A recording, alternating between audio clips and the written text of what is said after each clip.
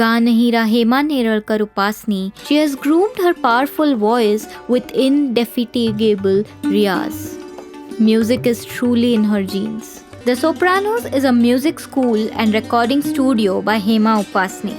Classical music is always tagged as serious, but with Sopranos, we will bring the fun element with a structured and extensive program. The Soprano studio is equipped with solid-state Logic Super Analog X-Dex console with latest Pro Tools HD Native. The Mehfil Hall can accommodate up to 100 people with Bhartiya Baitak. 50 musicians can perform in the recording studio. With all these facilities, you can shoot your video in our studio to make an amazing impact.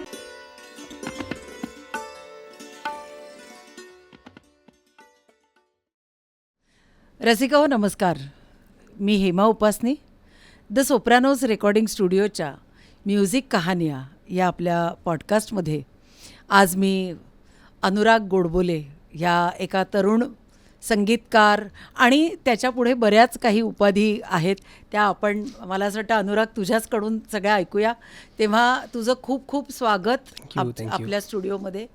आणि आज ह्या माध्यमातनं मला असं वाटतं इतके दिवस आम्ही पण गायकांचा पॉडकास्ट आणि त्यांच्याशी गप्पा मारायचो. मला असं वाटतं ह्याच्या आधीचा जो एपिसोड झाला तो मी तुझी सुंदर आणि गुणी बायको श्रुतीच्या बरोबर खूप छान गप्पा मारल्या आहेत.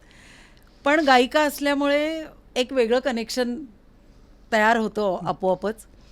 तर तुझा या फील्डमधला अनुभव, तुझा संगीताकडे तू कसा वळालास हा सगळा प्रवास आपण जाणून घेऊ. तर मला सगळ्यात आधी हे सांग की तुझ्या घरात गाणं होतं आणि तू कसा वळालास. सर्वप्रथम ताई नमस्कार. Thank you so much for having me here. आपल्या सगळ्या श्रोत्यांना नमस्कार.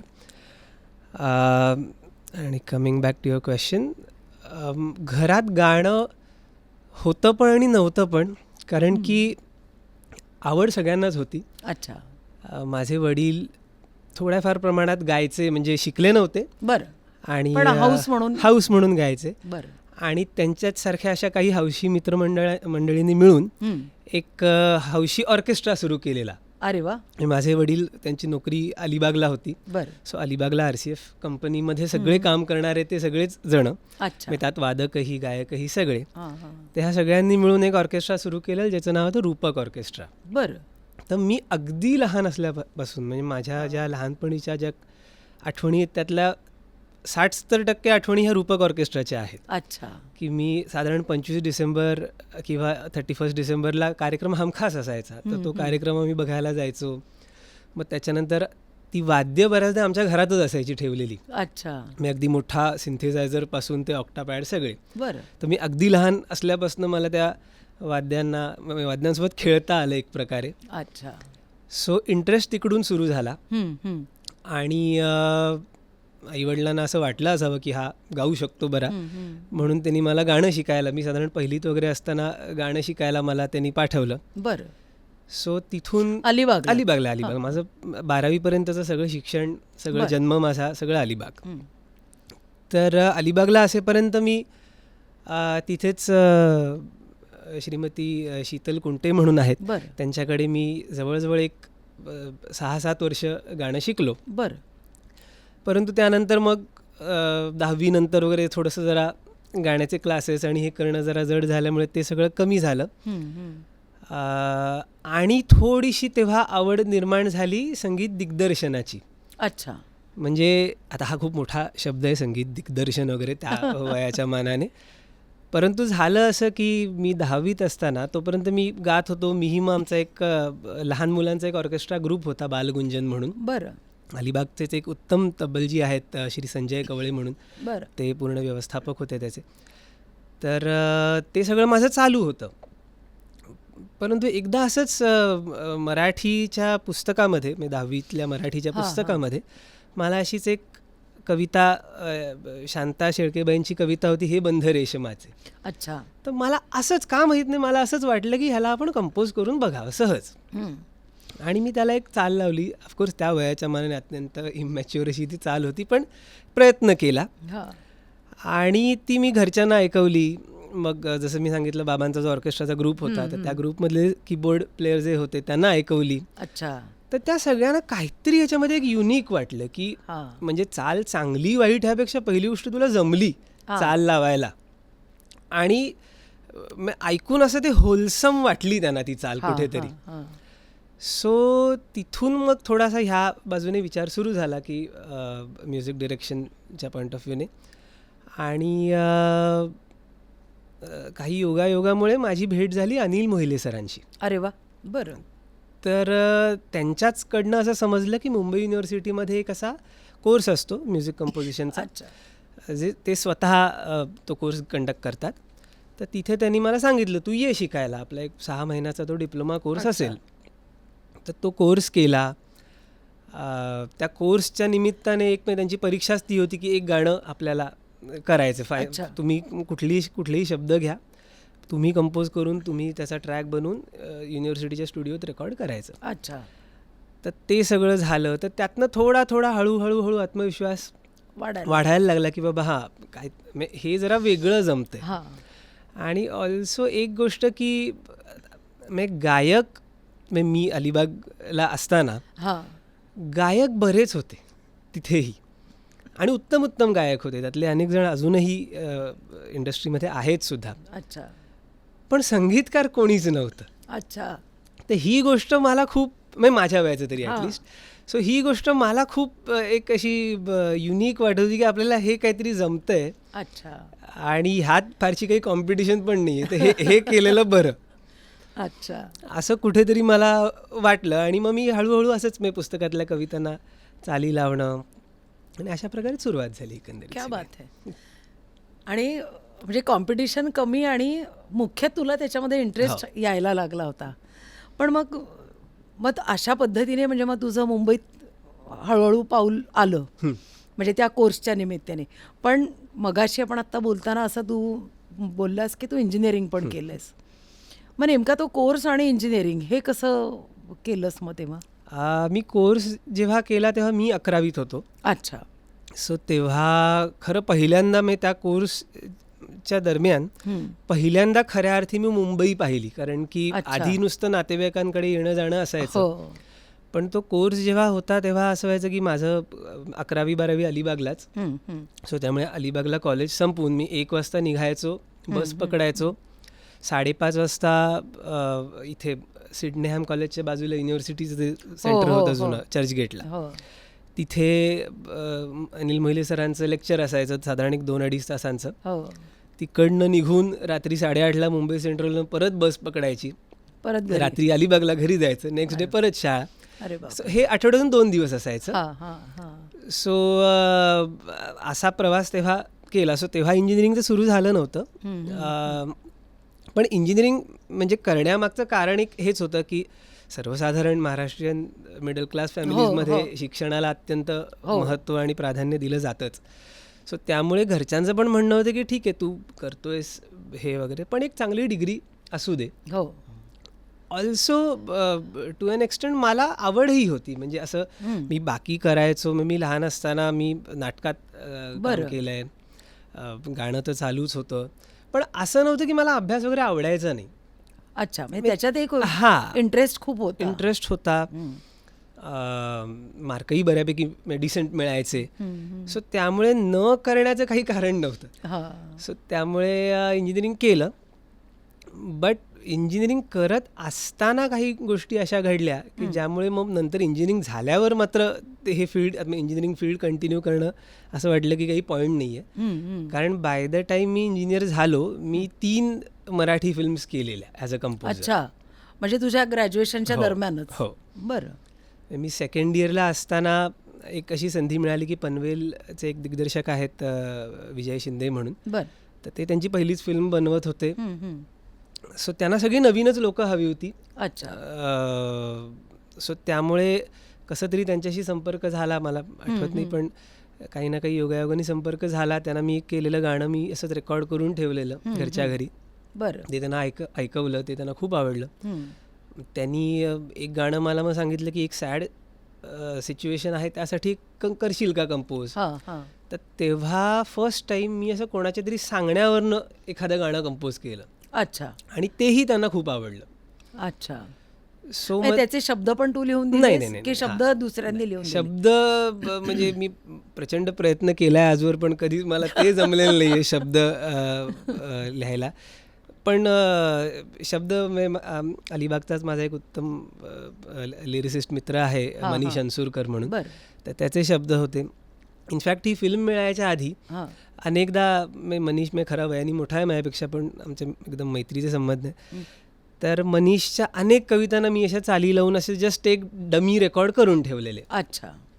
सो त्याचा असाही फायदा आला की पुढे जाऊन ही कोणाला पटकन गाणं हवं बा, हे रेडी आहे तर हे तुम्ही ऐका, आवडलं तर आपण याच्यावर पुढे करूया. So, बरोबर आहे. तशाच पद्धतीने ह्या फिल्मचं एक गाणं झालं सिलेक्ट. अच्छा.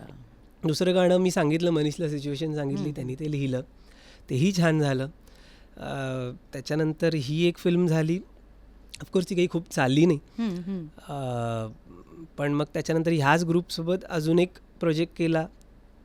तर त्याच्यात फर्स्ट टाईम माझं गाणं कोणतरी गाणार होतं. मी इतके दिवस असं होतं की मीच कंपोज करायचो, मीच गायचो. हो हो. तर फर्स्ट टाईम अशी संधी मिळाली की आपण कोणाकडून तरी गाऊन घेणार आहोत. आणि तो अच्छा. पहिला गायक माझ्या करिअरमधला, हां. मी संगीतकार आणि तो गायक, असा पहिला गायक वॉज कुणाल गांजावाला. अच्छा. सो मला अजूनही मी तो दिवस अगदी स्पष्ट आठवतो की मी साधारण 18-1 वर्षांचा होतो आणि कुणालजी आले स्टुडिओमध्ये. आणि त्याच्या आधी जी व्यक्ती त्यांच्याशी बोलत होती त्यांना वाटलं की तोच संगीतकार आहे. अच्छा. सो आले आणि थोडा वेळ ते कन्फ्युजच झाले की हा छोटासा, हा काय, मला हा कोण, नक्की कोण आहे, हा का सांगतोय मला हे असं गायचंय तसं गायचंय. तर नंतर त्यांना तेव्हा रिअलाइज झालं की अच्छा हा संगीतकार आहे. अच्छा. तर त्यामुळे तोही एक फार इंटरेस्टिंग एक्सपिरियन्स होता. पण तू सांग ना पुढे, कारण मलाही मजा येते ते ऐकायला. मला असं वाटतं रसिकांना पण ते ऐकायला मजा येईल. तेव्हा झालं असं एक गमतीशीर किस्सा की ते रिहर्स करत होते. तर आता माझी ती पहिलीच वेळ होती. हो. सो मला थोडंसं इमॅच्युरिटीही होती, अनुभवही नव्हता. बरोबर आहे. त्यामुळे आता गायकाला कसं इन्स्ट्रक्ट करावं हे मला तोपर्यंत एक अंदाज नव्हता. बरोबर आहे. तर ते रिहर्स करत असताना मी त्यांना जस्ट एक सूचना दिली की सर तुम्ही हे असं गाताय, असं नाही, असं आहे. हां हां. तर एकतर आता मला हे माहिती आहे की कुठल्याही गायकाला रिहर्स करताना कधीच सूचना द्यायची नाही. की तो टेकला उभा राहिला, त्यांनी विचारलं आपल्याला की बाबा हे ओके आहे का, मग त्याला तुम्ही सांगा. बरोबर आहे. अदरवाईज जोपर्यंत झोनमध्ये येत नाही कधीही त्याला काही सांगायला जाऊ नका. मी पहिली चूक ती केली. दुसरी गोष्ट मी त्यांना सांगितलं हे असं असं तुम्ही चुकीचं गाताय, हे असं गा. तर मग त्यावर त्यांनी मला म्हणलं की मग असं तू जसं गायला आहेस क्यूमध्ये तसंच तुला हवं आहे का. तर म्हटलं हां तसं तसं. तर मग तसं एक्झॅक्ट हवं आहे तर म्हणे तू मला कशाला बोलवलेस. मग तू जर कुठल्या दुसऱ्या गायकाला सांगतोयस तू गायला तर मी काहीतरी ॲड केलं पाहिजे ना त्याच्यामध्ये. अच्छा. तर तू जर मला तुझ्याच सारखं गाऊन घेशील तर मग माझी गरज नाही आहे इथे. अच्छा. तर मग मी पण अत्यंत म्हणजे कळेच ना की अरे बापरे हे काय काय झालं. म्हणजे ही सिच्युएशन मी कशी हँडल करू. तर मी आपला मग त्यानंतर गप्पा बसून होतो की तेच सांगत होतं रेकॉर्डिस्टला सुद्धा, हा टेक राहू दे, तो नको तो नको. मग थोड्या वेळानंतर त्यांना पण जाणवलं की नाही तर आपण. तर मग ते मला म्हणले अरे म्हणे काय एवढं काय, म्हणे मी तुला बोललो, मी तुला असं प्रेमाने सांगितलं, म्हणे एवढं तू काय मनावर लावून घेऊ नकोस, ते हे चालतंच म्हणे मोठे मोठे किस्से आहेत म्हणे आपले. SP गायचे आणि इलयराजा त्यांना तेव्हा म्हणे केवढी भांडणं व्हायची त्यांची वगैरे. तर त्यामुळे नंतर मग खूप सगळं खेळीमेळीचं वातावरण झालं. पण तो पहिलाच अनुभव असा होता कोणाला रेकॉर्ड करण्याचा की म्हणजे आयुष्यभरासाठी कधी शिकवून गेला. पण छान आहे ना, त्या निमित्ताने तुला पण तुझा एक छान गोष्ट लक्षात आली की पुढच्या वेळेला त्यांच्या त्या झोनमध्ये जाऊन आपण आपल्याला पाहिजे ते काम कसं काढून घ्यायला हवंय ते. क्या बात आहे. आणि मग त्याच्यानंतर मग असा हा सिलसिला तुझा सुरू झाला, म्युझिक डिरेक्शन किंवा आतापर्यंत डिरेक्शनच करत होतो मी. ह्याच्या आधी मी बेसिक अरेंजमेंट प्रोग्राम घरच्या घरी माझा एक छोटासा कीबोर्ड होता त्याच्यावर करायचो, पण त्याला आपण ते प्रोफेशनली नव्हतं काम ते. अच्छा. माझ्या डेमो म्हणून फार फारदा आपण त्याकडे बघू शकतो. सो हे जेव्हा कुणाल गांजावाला वगैरे गायले तेव्हा इनफॅक्ट मी फॉर द फर्स्ट टाईम मी एका अरेंजर सोबत काम केलं, अरेंजर प्रोग्रामर सोबत, की मी त्यांना माझी चाल पाठवली, त्यांनी तो ट्रॅक बनवला. सो ही एक फिल्म झाली. त्यानंतर आणखीन एक फिल्म झाली ज्यामध्ये कव्वाली करण्याची संधी मला मिळाली आणि उस्ताद मुनव्वर मासूम साहेबांनी ती कव्वाली गायली. अरे वा. तर तेही खूप इम्प्रेस झाले मी त्या कव्वालीची चाल ऐकून आणि ओव्हरऑल म्हणजे त्यांना खूप आवडलं सगळं. सो अशा ह्या 3 फिल्म्स मी कॉलेज संपेपर्यंत केलेल्या. आता कुठलीच फिल्म त्यातली चालली नाही किंवा त्याची गाणीही काही फारशी प्रसिद्ध झाली नाही, कारण वेगवेगळी असू शकतात. पण एक अनुभव मिळाला. काम कसं होतं, प्रोसेस काय आहे, ती नुसती शिकता नाही आली तर मला त्यासोबत ती करता आली. बरोबर आहे. सो त्यात मी ग्रॅज्युएट होईपर्यंत मी फक्त ॲज अ कंपोजर काम करत होतो. पण नंतर कुठेतरी असं मला वाटलं की नाही, आपल्याला अरेंजमेंट पण आली पाहिजे. जर फुल फ्लेजेड ह्या फील्डमध्ये आपल्याला ॲज अ प्रोफेशनल आपल्याला काम करायचं आहे तर फक्त कंपोजिंगवर नाही भागणार. बरोबर. हे पण आणि आवड होतीच. सो मग हळूहळू ते शिकायला सुरुवात केली. अच्छा. पण मला एक सांग की हे जेव्हा तू म्हणजे तुझं इंजिनिअरिंग करेपर्यंत ह्या गोष्टी केल्या, पण कुठला तरी एखादा असा सर्टन पॉईंट असेल ना लाईफमधला की त्यावेळेला तुला असं वाटलं, म्हणजे जसं तू म्हणालास की आपण सर्वसाधारण मराठी कुटुंबातली माणसं आहोत की नोकरी करा, मग महिन्याच्या काठी तुम्हाला इतके इतके पैसे मिळणार, त्याच्यात सगळे आनंदात असतात, आईवडील आनंदात, आपण आनंदात, म्हणजे सगळीकडे हॅपी सिच्युएशन असू शकते. पण तुला असं कुठल्या पॉईंटला असं कधीतरी वाटलं असेल ना की नाही, मला आता इंजिनिअरिंगचा जॉब न करता मला पूर्ण वेळ म्युझिकच करायचं आहे, असा काही त्याची काही स्टोरी आहे का? असा एक प्रसंग असा नाही म्हणता येणार, पण बऱ्याच प्रसंगाच्या नंतर एक मनात एक ठरतं ना आपलं की नाही, मला आता हे नाही पण मला हेच करायचं. बरोबर. मला असं वाटतं हे जे प्रोजेक्ट्स मी केले तेव्हा त्याचे जे रेकॉर्डिंग्स व्हायचे, जे प्रोग्रामरसोबत जे सेशन्स व्हायचे, कंपोजिंग सेशन्स व्हायचे, तर त्यात मी इतका रमायचो की मला असं तेव्हाच कुठेतरी वाटायला लागलं की आपल्याला हेच करायचं आहे आता पुढे जाऊन. आणि दुसरी गोष्ट, असं मी कधीच स्वतःला, एक तर माझा स्वभाव भयंकर चंचल आहे, तर त्यामुळे मी कधीच स्वतःला असा 8 to 5 जॉब करताना बघूच शकलो नाही. मला एक गमतीशीर प्रसंग आठवतो. आमच्या कॉलेजमध्ये ॲप्टिट्यूड नाही, एंट्रन्सची टेस्ट असते जी कुठल्याही कंपनीची. तर मी बाकी सगळ्यांना चिंता होती की अरे आपण सिलेक्ट नाही झालो तर काय होईल, मला चिंता होती आपण सिलेक्ट झालो तर काय होईल. सो त्यामुळे एक असा प्रसंग नाही, पण कुठेतरी हळूहळू ते वाटायला लागलं की बाबा जॉब तर नाही करायचं आपल्याला. अच्छा. ऑल्सो मी काही एक्सपिरियन्स असलेल्या लोकांसोबत, ह्या म्युझिक फील्डमधल्या एक्सपिरियन्स असलेल्या लोकांसोबत चर्चा केली, तेव्हा मला त्यांच्याकडनं पण हेच असं म्हणण्यातनं जाणवलं की बाबा हे पार्ट टाईम करण्यासारखं हे काही फील्ड नाही आहे. खरंच आहे. फार तर मी ॲज अ सिंगर जर मला फक्त ॲज अ सिंगर मला जर करायचं असतं तर मे बी मग मी थोडंसं म्हणजे दिवसात एक माझा 2-3 तास रियाज करून बाकी मला वेळ मिळाला असता की माझा व्यवसाय जो काही. परंतु इथे कसं आहे, मला पूर्ण म्युझिक प्रोडक्शनमध्ये जायचं होतं. तर त्यामुळे प्रोजेक्ट्स कधी येणार, कसे येणार, किती संख्येने येणार, काहीच माहिती नसतं. सो कधी येईल तेव्हा you have to be ready. So तेव्हा मग मी असं क्लायंटला सांगू शकत नाही की मी फक्त सॅटर्डे संडेच काम करेन. तर मला 7 दिवस अवेलेबल पाहिजे. सो त्यामुळे कुठेतरी हे माहिती होतं की जमणार नाही दोन्ही गोष्टी एकत्र. मग घरच्यांचं सुरुवातीला म्हणणं होतं की बाबा तू कॉलेज करत करत तू हे करू शकलास फिल्म्स वगैरे, तर नंतर पण जमेल. पण मला कुठेतरी खात्री होती की तसं नाही वर्क करणार. आणि मग त्यांनाही मी कन्व्हिन्स करू शकलो आणि त्यांनाही कुठेतरी असं वाटलं की ठीक आहे, चल बाबा हा म्हणतोय तर हा करेल. मग त्यांना तेवढा विश्वास नक्कीच होता आणि आहे. सो त्यामुळे मग पूर्णपणे उडी घेतली, पुढे गाडी सरकली. बरं, मला एक सांग आता की एक जनरल लोकांच्यासाठी म्हणून सांगते, विचारते तुला ही गोष्ट की म्युझिक अरेंजिंग म्हणजे गाण्याच्या आजूबाजूला ते गाणं छान दिसण्यासाठी, छान ऐकू येण्यासाठी खूप गोष्टीतनं ते गाणं जात असतं.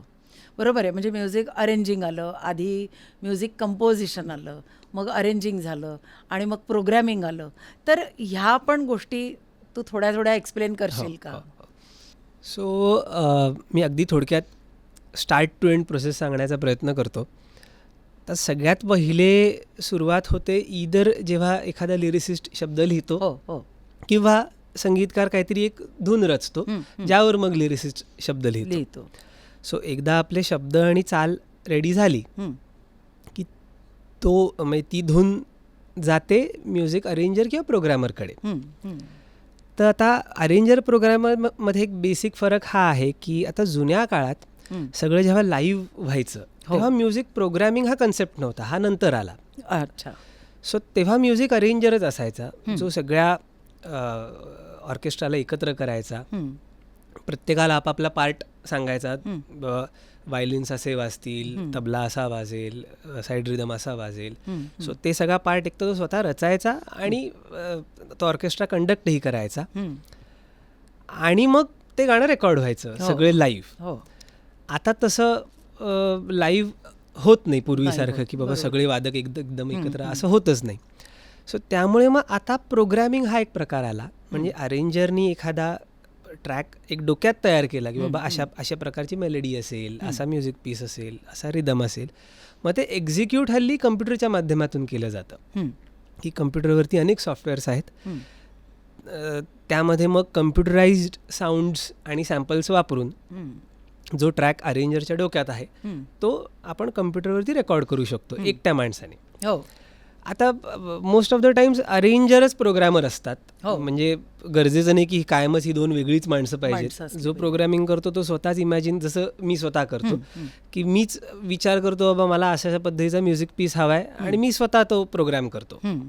सो एकदा ही प्रोसेस झाली की आपल्याकडे गाण्याचा ट्रॅक रेडी होतो, ज्यावर मग आयदर समजा तुम्हाला काही लाईव्ह एखादं फ्ल्यूट, सतार, तबला काही लाईव्ह करायचं आहे, तो बेस घेऊन तुम्ही करू शकता, किंवा सगळं रेडी असेल तर सिंगर गाऊ शकतो. आणि मग एकदा सिंगरनी ते गायलं मग त्याच्यानंतर ट्रॅक आपला लॉक झाला, मग फायनल स्टेज असते मिक्सिंग मास्टरिंग. बरोबर. सो बेसिकली मग ही जी पूर्ण जी प्रोसेस आहे की बाबा कंपोजरने ट्यून दिल्यानंतर त्याचा ट्रॅक बनवणं, त्यामध्ये काही लाईव्ह रेकॉर्ड करायचं, लाईव्ह रेकॉर्ड करणं आणि मग ते मिक्स मास्टर करून घेणं, ह्या पूर्ण प्रोसेसला आपण म्युझिक प्रोडक्शन म्हणू शकतो. बरोबर. सो मग ह्या प्रोडक्शनचा निर्मिती ॲज इन प्रोड्युसर टाईप प्रोडक्शनशी काही संबंध नाही, फिल्म प्रोडक्शन तसं नाही. हे आपण म्युझिक थोडक्यात, जो म्युझिक प्रोड्युसर आहे he is responsible for producing that track, किंवा तो निर्माण करतो एक प्रकारे हा ट्रॅक पूर्ण, म्हणून ते म्युझिक प्रोडक्शन. बरोबर. सो ही बेसिक प्रोसेस आहे सगळी. तर मग ह्याच्यातल्या किती स्टेप्स तू स्वतः करतोस? म्हणजे चाल पण बांधतो किंवा पण काय होतं की मला असं वाटतं की आता व्यवसायाच्या ह्याच्याप्रमाणे म्हणजे बऱ्याच पद्धतीच्या गोष्टीत तू म्हणजे काम करतोस. म्हणजे जिंगल्सचं पण करतोस किंवा काही भजन असेल, अभंग असेल, किंवा मला असं वाटतं बाकीच्या बऱ्याचशा ह्याच्यामध्ये तुझं म्हणजे तू काम करतोस व्यवस्थित. तर त्याची तू स्वतः तयारी कशी करतोस? कारण काय, एखादा म्हणजे समजा उद्या मला गाणं तुझ्याकडे द्यायचं आहे, ते मी काय रचलेलं असेल हे तुला काहीच माहिती नसतं. बरोबर. म्हणजे ते आल्यानंतर मग तुझी थॉट प्रोसेस सगळी सुरू होते. बरोबर आहे. करेक्ट.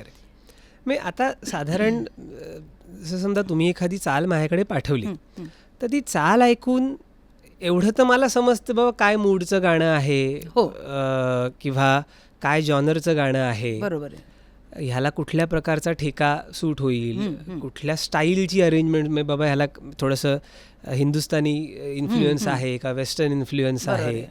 सो ही गोष्ट तर चाल ऐकून समजतेच. बरोबर आहे. आणि त्यात दुसरी गोष्ट आम्ही सांगतो की आम्ही कधी कंपोजरला सांगतो एखादा रेफरन्स तुम्ही आम्हाला द्या, की बाबा कारण हल्ली असं होतंही की अनेकदा एखादं गाणं डोक्यात ठेवून कंपोजर दुसरं गाणं कंपोज करतो, स्पेशली फिल्म्ससाठी वगैरे. त्या कंपोजरला मे बी त्याच पर्टिक्युलर एका गाण्याचा रेफरन्स डिरेक्टरने दिलेला असतो, सो तो तेच गाणं घेऊन तो कंपोज करतो. आम्हालाही तोच रेफरन्स देतो की बाबा हा माझा रेफरन्स आहे, सो ह्याच्यासारखं करा पण सेम टू सेम नाही. सो त्यातनं बऱ्यापैकी गोष्टी क्लिअर होतात. अच्छा. या सगळ्या बरं तुझी गाजलेली पण गाणी खूप आहेत. हो. मला असं वाटतं अवधूत गुप्तेंच्या हो, बरोबर हो, तू तर तो एक्सपिरियन्स तू काय सांगशील? हो, मी ॲक्च्युली मगाशी हे सांगायचं राहून गेलं. जसं कंपोजर आपल्याला रेफरन्स देतात मी बोललो, हां. अवधूत सरांची एक उत्तम म्हणजे मला सगळ्यात जास्त आवडणारी गोष्ट म्हणजे ते बेसिक त्यांच्या हिशोबाने ट्रॅक बनवूनच मला पाठवतात. बेसिक अच्छा. म्हणजे गरजेचं नाही की त्यातले एलिमेंट्स मी रियूज करावेच, पण मला त्यातनं लगेच कळतं की बाबा ह्यांना इथे असा रिदम हवा आहे, किंवा ह्यांना इथे पॉज हवा आहे, किंवा ह्यांना अशा स्टाईलचा म्युझिक पीस हवा आहे. म्हणजे तो ट्रॅक पूर्णपणे बदलायचं फ्रीडम मला असतं. अच्छा. बट ॲटलिस्ट मला त्यांच्या विचारांची दिशा समजते राईट त्याच्यातून. हां. तर त्यामुळे आता गेली जवळजवळ एक 5-1 वर्ष मी आता अवधूत सरांसोबत सातत्याने काम करत आलो आहे. आणि ह्या काळातलं आमचं सगळ्यात गाजलेलं गाणं म्हणजे जेवला काय. अच्छा. जे त्यांनी त्यांच्या स्वतःच्या यूट्यूब चॅनलवर टाकलं आहे. तर त्या गाण्याची गंमत अशी की त्याच्यात पूर्ण सगळं म्हणजे एक बाई जेवण बनवते आणि त्या प्रोसेसचा सगळा उल्लेख आहे अच्छा. त्याच्यामध्ये. त्यामुळे त्यांनी मला एकच सांगितलेलं की मला ना ह्याच्यात भांड्यांचे आवाज हवेत. अच्छा. की समजा ती चिरते तर त्या चिरण्याचा आवाज, मध्ये फोडणी दिली तर फोडणीचा आवाज, काही ती कढईमध्ये काही हे करते त्याचा आवाज. सो तर ते सगळे त्याचा जर इंट्रो जर ऐकला तर सुरुवात फक्त त्या भांड्यांच्या आवाजाने होते. अच्छा. आणि मग हळूहळू एक एक एक एक एक वाद्य त्याच्यात ॲड होऊन मग तो पूर्ण ट्रॅक विथ प्रॉपर ढोलकीचा रिदम वगैरे असं तो सुरू होतो. पण सुरुवात ती तशी होते. सो असं बऱ्याचदा इंटरेस्टिंग एक्सपिरियन्स असतात की एखाद्या स्पेशली क्वर्की काही करायचं असेल तर मग वेगळे वेगळे एलिमेंट्स, की जसं आता मगाशी तुम्ही जिंगल्सचं आपलं बोलणं झालेलं, तर आता ॲड्स ज्या येतात हल्ली त्या फारच म्हणजे क्वर्की असतात काहीतरी. तर एक मला ॲड आठवते, त्यामध्ये त्यांनी तो गोठा दाखवलेला. बरं. और गोठा नाही म्हणजे तो तिकडे बकऱ्या विकायला ठेवलेल्या असतात. अच्छा. आणि ती कुठल्या तरी ॲग्रिकल्चर प्रोडक्टची ॲड होती. बरं. तर त्या बकरीचा आवाज वापरून असा बॅकग्राऊंडमध्ये त्याची अशी एक थीम केलेली आम्ही. अच्छा. की मग ते तो एक कनेक्शन पण लगेच बनेल बघणाऱ्याचं आणि ऐकताना वेगळे म्हणून लक्षात पण राहील. बरोबर आहे. सो ती फार एक गंमत असते अरेंजमेंट. पण ती मजा असते ना रे, कारण ॲडव्हर्टाईजचं जर आपण बघितलं तर 30-40 सेकंदामध्ये त्यांना अख्खं प्रॉडक्ट खूप इंटरेस्टिंग असून समोरच्याला ते कळावं. तर त्याच्यामध्ये तुमची खूप जास्त तारेवरची कसरत तेव्हा असेल नाही? हो. त्याचे काही तुला असे मजेदार अनुभव आहेत का? ॲडच म्हटलं तर मजेदारपेक्षा टेन्शनवाले अनुभव जास्त आहेत. कारण काय होतं, म्हणजे जेव्हा जर का मी आता ॲज अन अरेंजर काम करतोय कोणाही सोबत, तर इसेन्शियली कंपोजर हा स्वतः म्युझिकल माणूस आहे, म्हणजे त्याला म्युझिकचा सेन्स असलेला माणूस आहे. पण जेव्हा मी ॲड्सची कामं करतो तेव्हा मी MBA आणि अशा लोकांसोबत मी डील करत असतो. सो माझी ऑफकोर्स एक क्रिएटिव्ह टीम, व्हिडिओचा डिरेक्टर झाला किंवा ते लोक असतातच. बरोबर आहे. परंतु ज्यांना तो प्रोडक्ट आम्हाला विकायचा आहे, जो मेन क्लायंट आहे, तो अशी एखादी व्यक्ती आहे की ज्याला सतार आणि गिटारमधलाही फरक समजत नाही. ॲक्च्युली असं झालेलं आहे की मला म्हणजे त्यांनी अरे ह्यात तू सतार टाक ना, आणि मी विचार करतो सतार कशी ह्याच्यात चांगली होती, त्यांना ॲक्च्युली गिटार म्हणायचं. तर त्यामुळे ॲड्सच्या वेळेला फार एक गोष्ट सांभाळायला काय लागते की ते काय सांगतायत आणि त्यांना ॲक्च्युअलमध्ये काय म्हणायचे, ह्या दोन्ही गोष्टी वेगळ्या असतात. तर हे खूप रीडिंग बिटवीन द लाईन्स म्हणतो ना, तसं एक आता अनुभवाने हळूहळू शिकतो माणूस. पण सुरुवातीला मला फार त्रास व्हायचा की म्हणजे आता पहिलं ब्रीफ असायचं कुठलाही कॉर्पोरेट प्रोजेक्ट, एकदम जोरदार वाजलं पाहिजे, एकदम असं कडक वाजलं पाहिजे, हे एक ब्रीफ असायचं. सो आम्ही फुल एकदम हेवी मास्टर करून द्यायचो. मग त्यांचा फोन येतो, अरे काय सगळं हार्श वाजतंय, सगळे तुम्ही काय केलं असं तसं. सो आता त्यांची जोरदारची व्याख्या काय हे पहिले आपण बघितलं पाहिजे.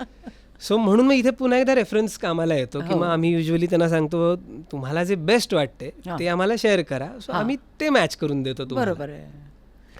सो अशाच पद्धतीने ॲड्सला अजून सांगायचं झालं तर असंही कितीतरी वेळा होतं की डेडलाईन असते. समजा दिवाळी आता येते, हो हो तर दिवाळीच्या ॲड्स असतात. हो तर समजा आता 1 तारखेला लक्ष्मीपूजन आहे, त्यांना 1 तारखेला ॲड रिलीज करायची, हो तर आमच्याकडे प्रोजेक्ट येणार 27 किंवा 28 तारखेला. हा हा हा हां, मग त्याच्यानंतर आम्ही समजा 29 पर्यंत त्यांना दिलं करून.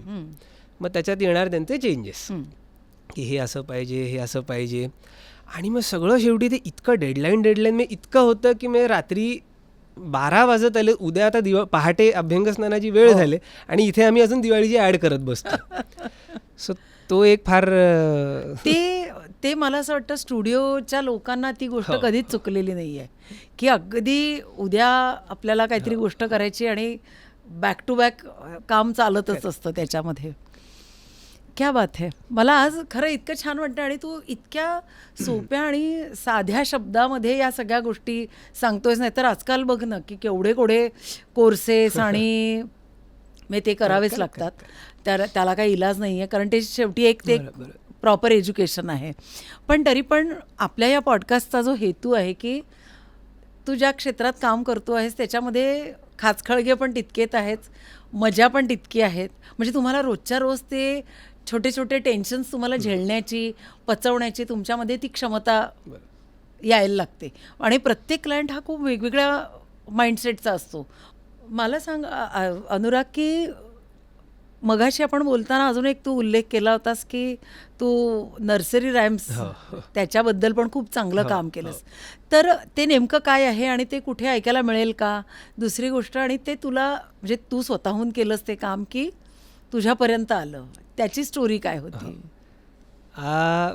मग आता ही अशी कामं, असे प्रोजेक्ट्स घेणाऱ्या एजन्सीज असतात ज्यांच्या थ्रू मला काम मिळतं. सो त्यामुळे मला बाबा एवढ्या एवढ्या पोएम्स आहेत, त्या कंपोज करून ट्रॅक बनवून पाठव. मग त्याचं पुढे काय होतं एक्झॅक्टली मला आजपर्यंत माहिती नाही आहे. आय एम गेसिंग कुठल्या तरी ॲपवर किंवा यूट्यूबवर वगैरे ते येत असावे. बट एनिवे आमचा हक्क संपलेला असतो त्याच्यावर. सो पण हा ई लर्निंग हा आजच्या काळातला मला असं वाटतं खूप अप्रतिम सोर्स ऑफ इन्कम झालेला आहे. स्पेशली म्युझिशियन्ससाठी आणि व्हॉइस ओव्हर आर्टिस्टसाठी. कारण की मी जेव्हा इंजिनिअरिंग करत होतो तेव्हा मला अजिबात कल्पनाही नव्हती की असेही प्रोजेक्ट्स असतात आणि आपल्याला ते करायला मिळणार आहेत किंवा करायला लागणार आहेत. पण जेव्हा हे काम आलं तर आता नर्सरी राईम मी किती 4 ओळी 6 ओळी जास्तीत जास्त, 30 सेकंद 1 मिनिटाचं ते गाणं, तर मी आपलं एक करून पाठवलं आणि त्यांनाही आवडलं. तर म्हटलं मस्त आहे, हे 2-3 तासात आपलं गाणं बनतंय. बरं, एका इयत्तेचे किमान 7-8 राईम्स येतात. तशा म्हणजे जर ज्युनियर सिनियर पकडल्या तर 2 आणि नंतर 1ली ते 10वी, म्हणजे अगदी नर्सरी राईम नसल्या तरी सुद्धा पोएम्स. तर म्हटलं भरपूर बल्क प्रोजेक्ट होऊन जातो हा. सो त्यामुळे इनफॅक्ट म्हणजे आय से इट प्राऊडली की बाबा हेही काम मला मिळालं आणि मी खूप आवडीने केलं. आणि त्याचा नक्कीच म्हणजे आर्थिकदृष्ट्या मला नक्कीच खूप बेनिफिट झाला. अजूनही होतो. म्हणजे ई लर्निंगचे प्रोजेक्ट चालूच असतात. त्या गोष्टीला मरणच नाही आहे, असं आहे ते. आणि मग फिल्मचं पण तू बरंच म्युझिक केलंयस. तर ॲक्च्युली मी सुरुवात just like any other musician माझ्यासाठी पण तीच होती की आपल्याला फिल्म्स करायचे. कारण पहिल्यापासून फिल्म्सची आवड होती, पॅशन होतं. आणि मग कोणाला नाही आवडणार ना की आपलं काम 70 mm पडद्यावर बघणं, म्हणजे that is the ultimate experience. So जसं मी मगाशी सांगितलं की कॉलेजमध्ये असतानाच तो एक एक्सपिरियन्स मला मिळालेला. सो तेव्हा ग्रॅज्युएट झाल्यावर मला वाटत होतं की आता तर काय आपण फुल फ्लेजेड करतोय, तर आता प्रोजेक्ट्सची लाईन लागणार. तर असा एक अशी भाबडी समजूत होती माझी. तर ऑफकोर्स तसं काहीच झालं नाही.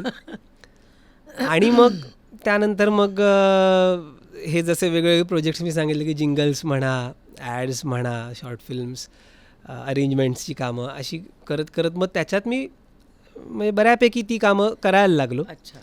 परंतु फिल्म्सचं पॅशन हे आजही तितकंच आहे. सो मधल्या काही काळात खूप चांगले चांगले प्रोजेक्ट्स करायला मिळाले. एक पुनश्च हरिओम म्हणून एक फिल्म जी झी टॉकीजने प्रोड्यूस केलेली, अच्छा. तर त्या फिल्मचं संगीतही मी केलं आणि पार्श्वसंगीतही मी केलं आणि अप्रतिम फिल्म ती झाली. मी आणि चिन्मय हुल्याळकर, अच्छा. माझा पार्टनर आहे, तर आम्ही दोघांनी मिळून त्याचं काम केलं. अच्छा. तर आजही म्हणजे अनेकदा असं होतं की इतर प्रोजेक्ट्स केल्यांपैकी हा प्रोजेक्ट सगळ्यात जास्त मला कोणी भेटलं की सांगता रे ती फिल्म आम्हाला खूप आवडते खूप. So one of my finest films.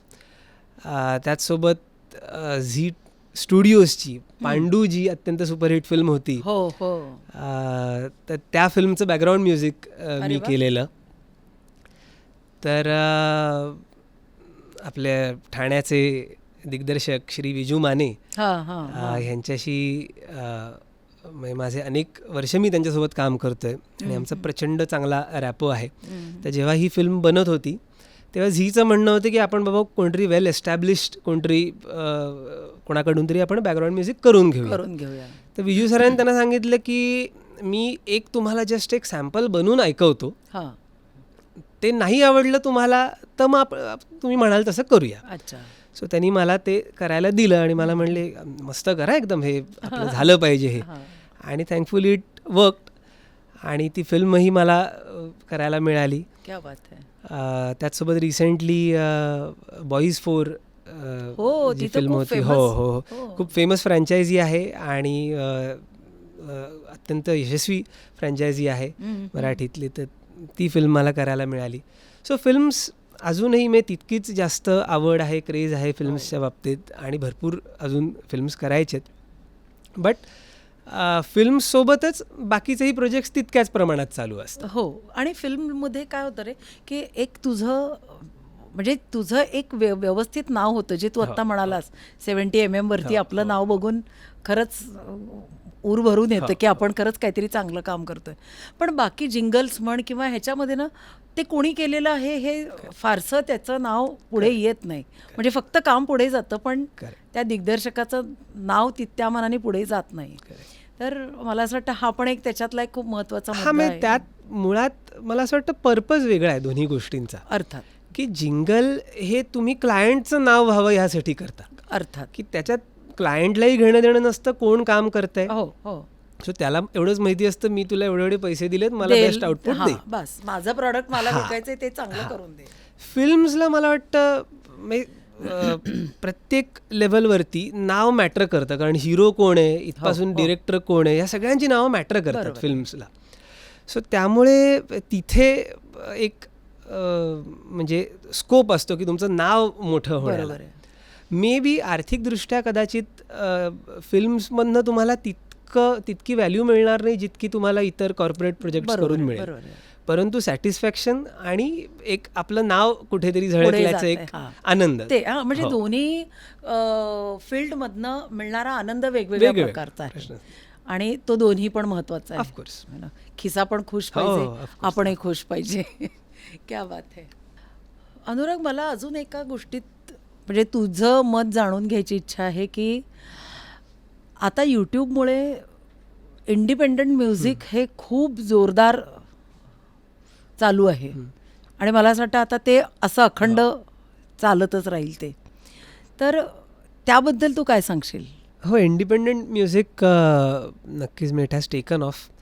90sचा एक काळ होता की जेव्हा आपण लकी अली, अलिशा चेनाय वगैरे ह्या लोकांनी इंडी पॉप जॉनर खूप फेमस केला भारतात. पण त्यानंतर परत 10-15 वर्षे तो जॉनरही गायब झाला, ते गायकही गायब झाले. पण आता थँक्स टू सोशल मीडिया ते सगळं परत येत आहे. हो. तर त्याच्या ऑफकोर्स दोन्ही बाजू आहेत. चांगली बाजू, सगळ्यात चांगली बाजू म्हणजे की बाबा सगळ्यांना प्लॅटफॉर्म मिळतोय. हो. पूर्वी असं होतं की काही ठराविक लेबल्स होते, सो तेच ठरवायचे की बाबा तुम्ही योग्य आहात की नाही, तुमचं गाणं रिलीज व्हावं की नाही हे त्यांच्या हातात होतं. हो. आता जर मला वाटतंय माझं गाणं छान आहे, ते लोकांनी ऐकलं पाहिजे, तर मी बेसिक त्याचा ट्रॅक बनवून रेकॉर्ड करून मी ते रिलीज करू शकतो. हो हो. बट ह्याची एक डाऊन साईड ही होते की बाबा ह्याला काही मग क्वालिटी चेक राहत नाही. की पूर्वी जसं लेबल्स जेव्हा होते तेव्हा त्यांचा एक क्वालिटी चेक असायचा की बाबा ह्या सर्टन क्वालिटीच्या खाली आम्ही काम स्वीकारू शकत नाही. बरोबर आहे. आता ते राहिलेलं नाही आहे. त्यामुळे म्हणून तुम्हाला दिसतं की कुठल्याही प्रकारचा कॉन्टेंट, त्याला आपण कॉन्टेंट म्हणावं लागतं मुळात. हां हां, राईट राईट. की म्हणजे सो दोन्ही बाजू आहेत ॲज अ सेड. हो, बट ऑफकोर्स म्हणजे पॉझिटिव्ह बाजू त्याची खूप मोठी आहे असं मला वाटतं. त्यामुळे कारण आपल्याला इतके वेगवेगळ्या प्रकारचे गायक, वेगवेगळ्या प्रकारची गाणी, ऐकायला वेगळ्या मिळतात. विचारांचे संगीतकार हो, आपल्याला हो. ऐकायला मिळत आहेत. इवन मला असं वाटतं फिल्म्स वगैरेच्याही बाबतीत हे लागू होतं की हो. OTTमुळे आणि इतर सगळ्या गोष्टींमुळे. But sticking with the music part, independent music मराठीमध्ये जर सांगायचं झालं तर मला असं वाटतं पोस्ट सैराट मराठीतल्या इंडिपेंडंट म्युझिकचा ट्रेंड खूप बदलला आणि वाढला. हो, कारण मला असं वाटतं ह्याच्या आधी जे इंडिपेंडंट म्युझिक म्हणजे अल्बम्स हो, हो. जे अगदी श्रीधर फडके असतील, हो, सलील संदीप यांचे अल्बम्स असतील, अवधूत गुप्तेंचे अल्बम्स हो, हो. असतील, सो तेच इंडिपेंडंट म्युझिक म्हणून आपण बघायचो. पण आता असं झालं की पोस्ट सैराट जो एक गावरान म्युझिकचा जो ट्रेंड आला, हां हां. तर त्यातनं मग अगदी म्हणजे मातीतले संगीतकार नवीन आपल्याला ऐकायला मिळाले. त्यांची गाणी अजूनही तो ट्रेंड अजूनही इट कंटिन्यूज. सो अगदी म्हणजे खेड्यापाड्यातला संगीतकार, खेड्यापाड्यातला डिरेक्टर ह्या सगळ्यांनी मिळून बनवलेली एखादी शॉर्ट फिल्म म्हणा किंवा शॉर्ट म्युझिक व्हिडिओ म्हणा, तोही यूट्यूबवर आज मिलियन्समध्ये व्ह्यूज त्याला असतात. हो, कारण तो on some level it connects बरोबर आहे. लोकांसोबत. तर ही गोष्ट आधी शक्यच झाली नसती. बरोबर आहे. त्यामुळे इंडिपेंडंट म्युझिक असणं नक्कीच म्हणजे गरजेचं आहे. But at the same time मला असं वाटतं की कुठेतरी त्याला एक लिमिट पण असावं, जे ऑफकोर्स म्हणजे प्रॅक्टिकल नाही आहे ते असणं. कारण शेवटी कोणी ठरवावं की व्हॉट इज द लिमिट. पण कधी कधी असं वाटतं की अरे आता सगळीच गाणी एकसारखी वाटायला लागली. हां, हे नक्कीच होत आहे. कारण काय होतं की एक गाणं चालतंय, हो. जसं की आता याड लागलं हे गाणं व्हायरल झालं, म्हणजे उत्तमच गाणं आहे नो डाऊट. त्याच्यानंतर मी स्वतः किमान 10 गाणी अशी अरेंज केली असतील इतर संगीतकारांसाठी, ज्यामध्ये याड लागलं, पिरतीचं याड, पिरमाचं याड, हे असं याड शब्द घेऊन आलेली गाणी ती होती थोडक्यात, वेगवेगळ्या कॉम्बिनेशन मधली. हो. सो तो एक खूप मोठा मला वाटतं ड्रॉबॅक आहे की एक चाललं की मग त्याच्यासारखंच बनवा. हो, आणि समहाऊ दॅट वर्क्स. आधी आपल्याला असं वाटायचं की बाबा काहीतरी वेगळे पण पाहिजे, हो. की आता मी जर ह्या एका प्रकारचं केलंय, आता नेक्स्ट मी जर सेम केलं तर लोक म्हटल्यावर तू तेच करतोस. हो, आता उलट झालंय. बरोबर आहे. आता लोकांना फॉर सम रिझन तेच ऐकायचंय किंवा त्याच जॉनरमधलं वेगळं काहीतरी ऐकायचंय, हां, वेगळं गाणं, म्हणजे स्टाईल तीच, हां, पॅटर्न तोच. म्हणजे यूट्यूबवरची कुठलंही रॅन्डम तुम्ही ह्या गावरान ह्याच्यातलं जर एखादं गाणं उचललं तर आय कॅन गॅरंटी की त्याचा हा पॅटर्न असेल की मुखडा अंतरा मेल, सेकंड अंतरा फिमेल, आणि बऱ्याचशे व्हिडिओ शेवटी कोणतरी मरतं किंवा काहीतरी होतं. तर ऑफकोर्स आता मी कोणाची टीका नाही करत आहे किंवा असं असू नये असंही मी म्हणत नाही.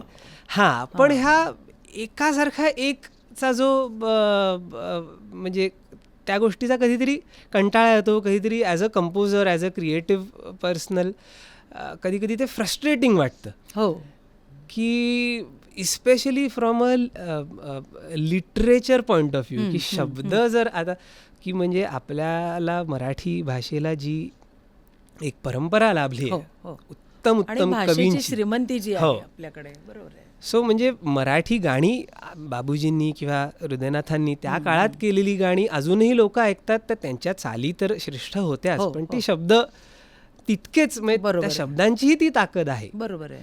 सो सॉरी, मी जरा थोडासा वेगळ्या ॲडजस्टंट ह्याच्यावर चाललोय हे बोलताना सगळं, परंतु ह्या सगळ्या गोष्टींचा पर्सनली मला खूप फील अजूनही होतं.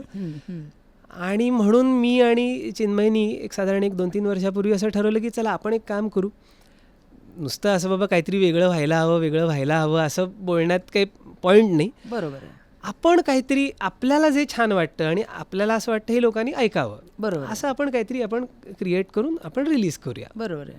त्या उद्देशाने आम्ही एक आमच्याच नावाने एक अनुराग चिन्मय ह्या नावाने एक यूट्यूब चॅनल सुरू केला. बरं. आणि मग तिथे जी मराठी भावगीतं ज्यांना आवडतात हां हां. त्यांना ज्या प्रकारची आजच्या काळातली मराठीतली गाणी ऐकायला आवडतील अशा पद्धतीचं म्युझिक, अशा पद्धतीचं कॉन्टेंट आम्ही तिकडे टाकत असतो. अच्छा. तर आमचं रिसेंटली एक गाणं भरपूर गाजलं, ज्याचं टायटल होतं गाव माझे. अच्छा. तर मगाशी मी सांगितलं असं मनीष अन्सूरकर, अलिबागचा माझा मित्र, त्यांनी आणि मी साधारण एक 10 वर्षापूर्वी वगैरे हे गाणं असंच एक बँक म्हणून आम्ही असे कंपोज करून रेडी ठेवले. अच्छा. की त्यांनी खूप सुंदर एक अलिबागचं वर्णन त्यामध्ये केलेलं. अच्छा. की हिरव्याशा छायेखाली आभाळाच्या मायेखाली जिव्हाळ्याची साद घाली रे गाव माझे. अरे वा. सो अशा पद्धतीचं ते गाणं होतं. ऑफकोर्स त्याचा अलिबागचा उल्लेख नव्हता. सो बरोबर आहे. कुठल्याही माणसाला ज्याला आपलं गाव आवडतं तो त्याला कनेक्ट होईल असं ते गाणं होतं. सो त्यामुळे ते खरंच तसं झालं. म्हणजे आज आता सोशल मीडियावर मी बघतो की कोणीही जो आपल्या गावाला चाललाय तो जाताना मस्त असा रस्ता शूट करतो आणि बॅकग्राऊंडला हे गाणं वाजत असतं. क्या बात आहे. सो ही गोष्ट खूप छान वाटते की चला काहीतरी आपण चांगला करायचा प्रयत्न करतोय आणि ते लोकांनाही पोचते आणि लोक कनेक्ट होत आहेत. आणि जसं आता आपण म्हणालो ना, खरं यूट्यूबला जसं तू थँक्स म्हणालास तसंच मलाही असं वाटतं की त्याच्यामुळे काय झालं माहिती आहे की आज मला जे छान वाटतंय किंवा जे मला उत्तम मी करू शकते असं वाटतंय आणि ते मी पोस्ट केलं तर काय होतं, सगळ्या गोष्टी माझ्या कंट्रोलमध्ये असतात एक आर्टिस्ट म्हणून. मला त्याच्यासाठी जाऊन हॉल बघा, म्हणजे त्याच्यासाठी जाऊन मला क्रिएटिव्ह कामाच्या पेक्षा बाकीच्या सगळ्या ज्या गोष्टी करायला लागतात, किंवा साऊंडवाला पाहिजे, मला हे पाहिजे, मला ते पाहिजे, मग मी जाऊन तिथे गाणार आणि तोपर्यंत माणूस इतका थकलेला असतो की काय क्रिएटिव्ह गोष्ट तयार करणार.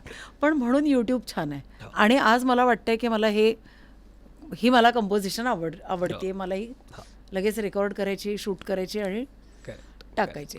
तर त्याच्यामुळे यूट्यूब हा खरंच सगळ्यांसाठी सगळं आहे. मला ह्या प्रकारचं आवडतं, मी माझ्यासाठी तोही कॉन्टेंट अवेलेबल आहे. दुसऱ्याला काही वेगळं आवडत असेल तेही अवेलेबल आहे. आणि त्याच निमित्ताने मी तुला सांगते की जसा हा पॉडकास्ट आम्ही जेव्हा सुरू केला तेव्हा हे डोक्यात असाच विचार आला की प्रत्येक आर्टिस्टच्या मागेनं म्हणजे खूप काहीतरी स्टोरीज असतात रे. म्हणजे अशा पटकन नसतात की आज मला आता हे व्हायचं आणि मी झालो, इतकं ते सोपं काम नाही आहे. तर म्हणजे त्याच्यासाठी प्रत्येकाला काही ना काहीतरी वर्ष कधीतरी आपण पडतो, उठतो, त्याच्यातनं काहीतरी एखादा खूप वाईट अनुभव येतो. म्हणजे कधीतरी मी तुला सांगते, मला एका स्पर्धेमध्ये असं झालेलं पण आहे की अहो तुमच्या वडिलांचा हा शिष्य बघा इतका छान गातो आणि तुम्ही किती वाईट गाता, त्यांची मुलगी असून. हे पण पचवावं लागतं तुम्हाला. म्हणजे असं नाही रोजी पिक्चर असूच नाही शकत ना की मी प्रत्येक वेळेला फारच म्हणजे माझं गाणं म्हणजे सगळ्यांनाच आवडलंच पाहिजे असं काही गरजेचं नाही आहे कधी. पण त्याच्यातनं काय होतं, तुमची पेशन्स किंवा तुमच्यामधल्या काहीतरी गोष्टी चांगल्या तयार होतात है ना, एक आर्टिस्ट म्हणून, एक माणूस म्हणून, असं मला वाटतं.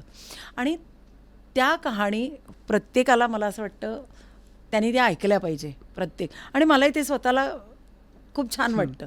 आणि जेव्हा हा पॉडकास्ट सुरू केला तेव्हा इतका छान एक्सपिरियन्स यायचा की काही ठिकाणी मी गेले तर मला आवर्जून लोक येऊन सांगायचे, तुमचा त्यांचा एपिसोड खूप छान होता हां. आणि त्याच्यातल्या त्यांना स्टोरीज पण माहिती असायच्या. तर मला ते इतकं छान वाटायचं की कसं आहे की प्रत्येक आर्टिस्टचं म्हणजे तुझी गाणी लोकांनी खूप वेळेला ऐकलेली असतील किंवा त्याला खूप प्रेम मिळते, पण तू एक आर्टिस्ट म्हणून तू काय विचार करतोयस हे जेव्हा लोकांना कळेल तेव्हा मला असं वाटतं की ते आपल्या माध्यमातून लोकांना कळावं की अनुराग पण कसा विचार करतो त्या गाण्याचा किंवा तो आर्टिस्ट म्हणून काय आहे. तर छान वाटते ह्या सगळ्या गोष्टी मला आज गप्पा मारून. आणि मला असं वाटतं तुला आणखीन खूप खूप शुभेच्छा की तुझ्याकडे अशा भरपूर मोठमोठी प्रोजेक्ट्स येऊ देत आणखीन. आणि खूप छान. आणि मला असं वाटतं ह्या निमित्ताने मी तुलाही असं सांगू शकते की आपण एका फील्डमधले आहोत, आपणही कोलॅबरेशनमध्ये काही छान नक्कीच कामं करूया, मलाही खूप आवडेल. सगळ्यात शेवटी मला असं वाटतं की खूप महत्त्वाची गोष्ट अनुराग आपण सांगायचं राहिलं की एवढ्या छान माहितीसाठी तुम्ही लाईक, शेअर आणि सबस्क्राईब करा. येस. म्हणजे आमच्या सोप्रानोज चॅनलला पण सबस्क्राईब करा. म्हणजे अशा प्रत्येक आर्टिस्टच्या मागची स्टोरी तुम्हाला खूप छान पद्धतीने ऐकता येईल. आणि मला असं वाटतं अनुराग, तू पण तुझ्या 3ही चॅनलच्या बद्दल रसिकांना माहिती सांग. म्हणजे त्यांना पण खूप फॉलोअर आपल्याला हो. वाढायला हवेत, कारण आपण एका प्लॅटफॉर्ममध्ये आणि एका क्षेत्रात काम करतो. तर तेव्हा तू पण तुझ्या 3ही चॅनलची नावं रसिकांना आवर्जून सांगावी. येस. तर मगाशी मी सांगितलं असं अनुराग चिन्मय ह्या नावाने आमचा एक यूट्यूब चॅनल आहे, ज्याच्यावर आम्ही मराठी भावगीतं प्रदर्शित करतो. त्याचसोबत माझी पत्नी श्रुती, तिच्यासोबत श्रुती अनुराग ह्या नावाने आमचा एक ॲसामीज गाण्यांचा एक चॅनल आहे, ज्याच्यावर रिसेंटली आम्ही आत्ता एक पहिलंच गाणं त्याच्यावर रिलीज केलं आहे. त्यालाही उत्तम प्रतिसाद आसाममध्ये मिळतो आहे. पण तुम्हालाही ते गाणं ऐकायला नक्की आवडेल, I am quiet sure. So तेही नक्की ऐका, तोही चॅनल नक्की बघा. आणि डिवाईन एकोज ह्या नावाने आमचा अजून एक स्पिरिच्युअल कॉन्टेंटचा चॅनल आहे, ज्याच्यावर आम्ही काही स्तोत्र, काही जप, काही मेडिटेशन म्युझिक असं आम्ही रिलीज करत असतो. सो हे 3ही चॅनल्स नक्की लाईक, शेअर, सबस्क्राईब करा. आणि त्याचसोबत सोप्रानो म्युझिकचा जो चॅनल आहे त्याला सबस्क्राईब करायला विसरू नका. आणि रसिक हो, अनुरागची आपण इतकी छान गप्पा झालेल्या आहेत. तर परत एका आर्टिस्टच्या बरोबर आपण पुढच्या एपिसोडमध्ये नक्की भेटूया. तोपर्यंत नमस्कार आणि खूप खूप थँक्यू. थँक्यू. खूप मस्त वाटलं. थँक्यू. थँक्यू.